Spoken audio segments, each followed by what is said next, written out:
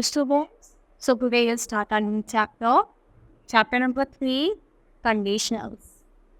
A complex sentence containing a conditional clause is also called a conditional sentence.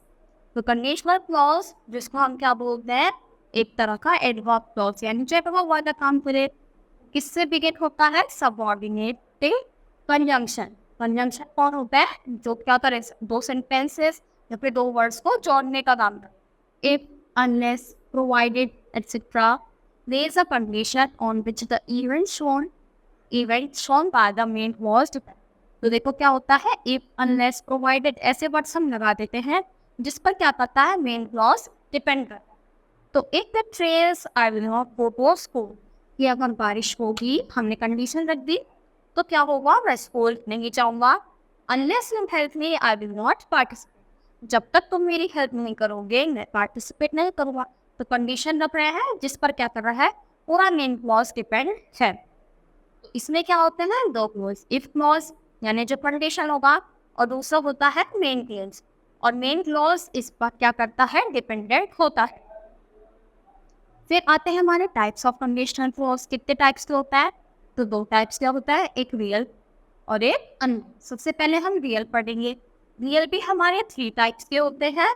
सबसे पहला present real conditional.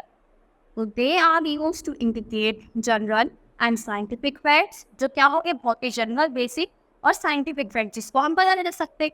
Such sentences refer to something which is always true, जो हमेशा true होते हैं. That is the condition will lead to a specific result home. तो when he request me I always do my best. तो ये कौन सा part है, verb in present tense. When he request me, जब वो उनसे रिक्वेस्ट करेगा तो मैं क्या करूँगा, अपना बेस्ट देता हूँ हमेशा. तो वर्ब भी क्या है, प्रेजेंट टेंस में. ये क्या है, बहुत ही जनरल स्टेटमेंट. तो water evaporates if you boil it for some time. तो जब हम क्या करते हैं, पानी को थोड़ी देर तक गर्म करते हैं, तो पानी क्या होता है, इवेपोरेट, यानी जैसे पानी हम कर रहे हैं किसी बकेट में गर्म, तो इसका जो पानी है वो इवेपोरेट होने लगता है ऊपर, यानी भाप की तरह आने. तो ये क्या है, फैक्ट है. अगर हम ऐसा करेंगे तो ऐसा होगा ही. तो ये क्या है, साइंटिफिक फैक्ट. अब हम उसको कैसे लिख सकते हैं, या तो इस या फिर व्हेन लगा दो स्टार्टिंग में, फिर सिंपल प्रेजेंट और फिर सिंपल प्रेजेंट.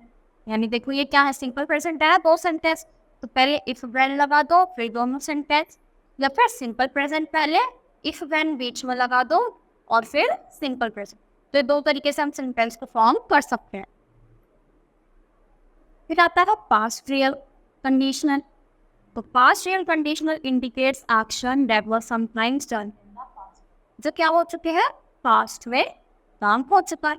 तो when he requested me I always did my best, जब जब उसने मुझसे रिक्वेस्ट करी मैंने अपना बेस्ट किया है. We went for an evening walk if the weather was nice.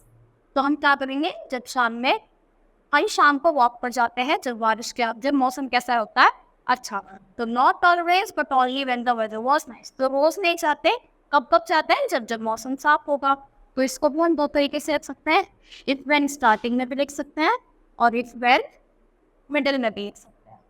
फिर आता है फ्यूचर रियल कंडीशनल, यानी फ्यूचर में होगा और रियल होगा. तो if he asks me I will help him, अगर वो मुझसे बोलेगा तो मैं उसकी हेल्प जरूर करूँगा.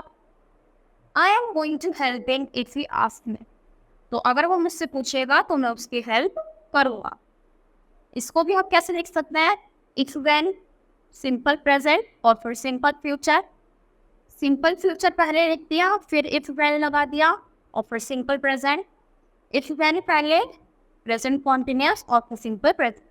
इन तीनों के तरीके से हम क्या कर सकते हैं, फ्यूचर रियल कंडीशनल्स को लिख सकते हैं. फिर आता है second, unreal and hypothetical condition. Unreal क्या होगा, जो रियल ना हो, और हाइपोथेटिकल जो इमेजिन, हम बस इमेजिन कर रहे हैं, असलियत में ऐसा कुछ भी होने वाला नहीं है. यानी unreal and hypothetical conditions refers to assumptions और सपोजिशन, यानी जो हम अज्यूम करते हैं, सपोज करते हैं, वो सब किस में आ जाता है, अनरियल. ये भी 3 टाइप्स के होते हैं, प्रेजेंट, पास्ट एंड फ्यूचर. तो if she had more patience she would make a good teacher. अगर उसके पास क्या होता है, थोड़ा सा पेशेंस होता, यानी क्षमाशीलता होती, तो क्या बन सकती है? अच्छी टीचर। ये क्या है? पास्ट टेंस, और ये would plus bare infinitive. If I had the time I would visit Kavya. अगर मेरे पास टाइम होता तो मैं कहाँ विजिट करता? काव्या। तो ये है वर्ब इन पास्ट टेंस यानी हैड, और ये है वुड प्लस वेयर इंफिनिट। फिर आता है past and real conditionals refer to hypothetical context with reference to the past. Past यानी पास्ट की बात होगी जो काम हो चुका है। तो if I had prepared well I would have done better in the test. अगर मैं अच्छे से प्रिपेयर करता, अच्छे से प्रिपरेशन करता, तो मेरे मार्क्स क्या आते? मैं टेस्ट में और अच्छा करता, मेरे मार्क्स अच्छे आते। तो if Nisha had carried a mobile she could have called. अगर उसके पास मोबाइल होता तो वो तो जरूर फोन करती। तो in sentence two there was a possibility of an action in the past. Possibility है, पर as Nisha calling the speaker under the particular permission had she carried a. तो देखो इसमें क्या कह रही है? ये वो पॉसिबिलिटी दिखा रही है। अगर उसके पास फोन होता, तो फोन नहीं था, पर फोन होता तो तुम्हें जरूर फोन करती। तो ये भी कैसी सिचुएशन हो गई? हाइपोथेटिकल। फिर आएगा फ्यूचर अनरियल, यानी जो होने वाली है, और अनरियल है यानी बिल्कुल भी होने लायक नहीं। तो if man had a chair to spare I would borrow it. तो ये क्या हो गई? वर्ब इन पास्ट टेंस और वुड प्लस बेयर इट। तो the sentence above refers to an imaginated condition. तो देखो ये इमेजिनेशन कर रहा है, अगर उसके पास वो होगा तो मैं वैसा करूँगा। The speakers borrowing a chair based on something that does not exist means does not have a chair or to spare। तो बोला गया है ये ऐसी कंडीशन दिखा रहा है कि अगर उसके पास चेयर होती तो उससे बोरो पड़ता, पर उसके पास चेयर नहीं है। तो इसी के साथ बच्चों ये हमारा चैप्टर फिनिश होता है। आज के लिए मैं थैंक यू।